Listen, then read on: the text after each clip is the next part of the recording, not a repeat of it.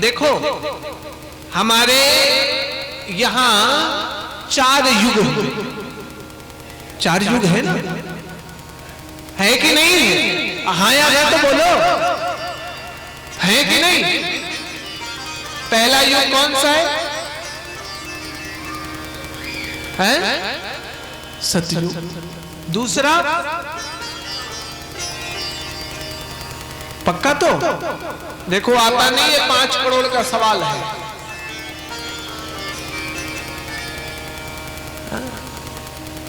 त्रेता, पैसा लेने के लिए अमिताभ बच्चन के पास चल जाना। तीसरा युग कौन सा हुआ? द्वापर। और अभी जो चल रहा है वो कौन सा युग? कलयुग। कलयुग की आयु 4,32,000 वर्ष, जिसमें कलयुग ने 5,019 वर्ष पूरा कर लिया। मान लो चल रहा है 19वां, 5,019वां साल कलयुग। 4,32,000 वर्ष की आयु किसकी है? किसकी है? कलयुग।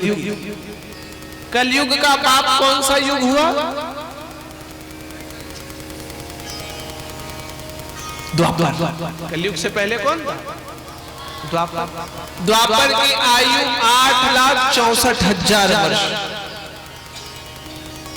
द्वापर का बाप कौन हुआ? त्रेता।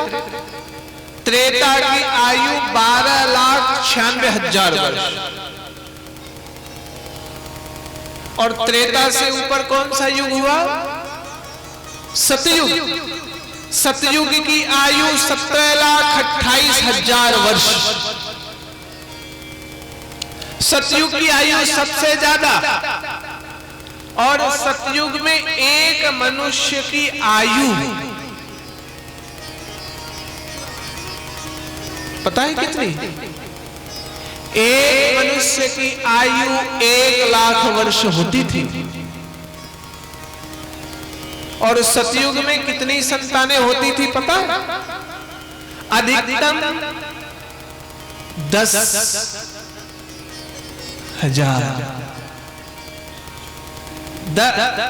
10,000 संतानें।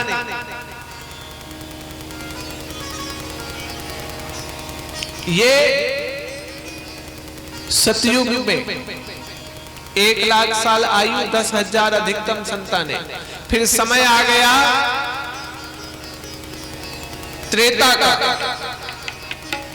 1,00,000 में 1 जीरो घटा दो, कितना बचा?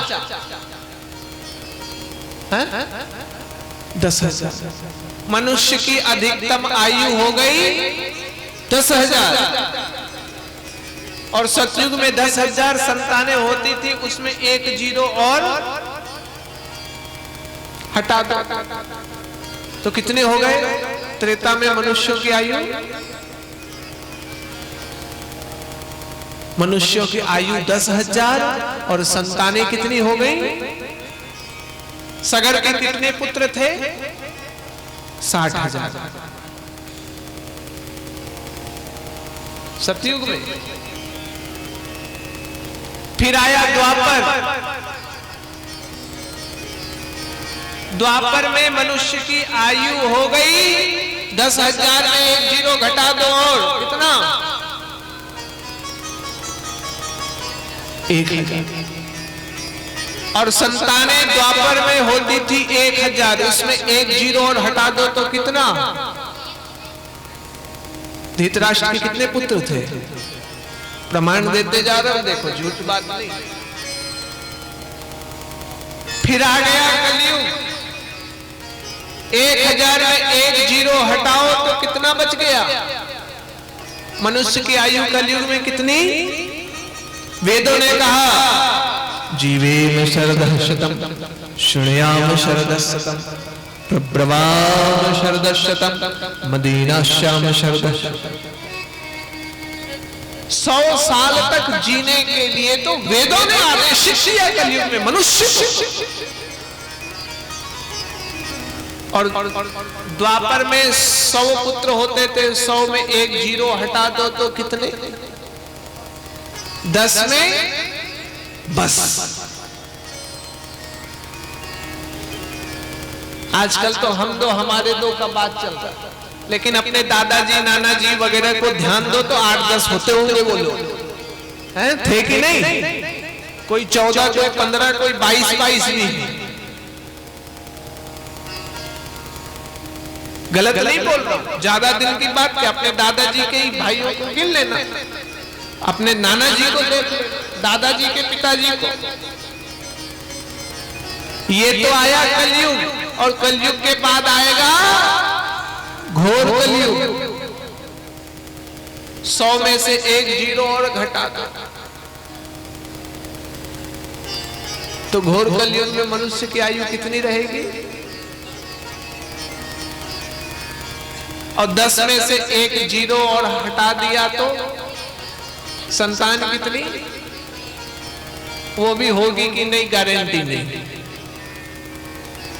हाँ, आजकल मनुष्यों की संतान अभी होनी बंद हो गई, बांझ होते जा रहे। यूरिया, डीएपी, नाना प्रकार के ऐसी चीजें खा पी करके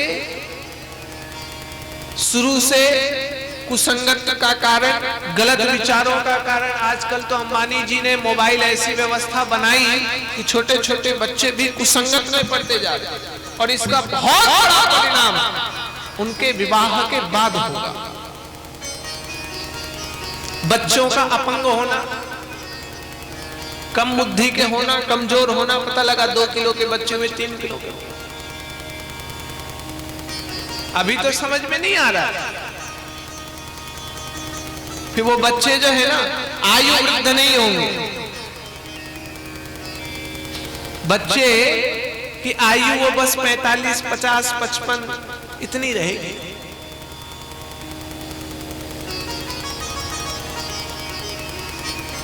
घोर कलयुग में ये स्थिति रहेगी। आदमी की हाइट छोटी होती चली जाएगी, शास्त्रों ने कहा है कई जगह, और होते जा रहा है। पहले लोग लंबे होते थे, लंबे होते थे, लंबे होते थे, अब धीरे धीरे धीरे धीरे धीरे धीरे। पुराने घरों को देखो तो पुराने घरों की दीवारें मोटी मोटी, छत 15-15 फुट पर होती थी, 16-16, 22-22 फुट पर। राजा महाराजाओं के पुराने महल और खंडहरों को देखना तो 25-25 फुट पर ढलाई होती थी, और आज 10 फुट बहुत, 11 फुट बहुत। ग्राउंड फ्लोर, सेकंड फ्लोर तो वो 8 ही 9 में पूरा। जितना ऊपर जाते उतना कम। दरवाजा, यूं तो प्राचीन काल में लोग मुख्य द्वार को छोटा रखते थे। इसका कारण पता है क्या था? पुराने घरों में जो घर में घुसने का गेट होता था वो हमेशा छोटा रखा जाता था, क्योंकि घर को मंदिर बना के रखते थे। गृहस्थ आश्रम को श्रेष्ठ आश्रम बताया गया। घर मंदिर जैसा होता था, और मंदिर में जाने से पहले झुका जाता है, प्रणाम किया जाता है। और कोई भूल से चीना तान करके जाए तो फिर उसका खोपड़ा ही उड़ेगा।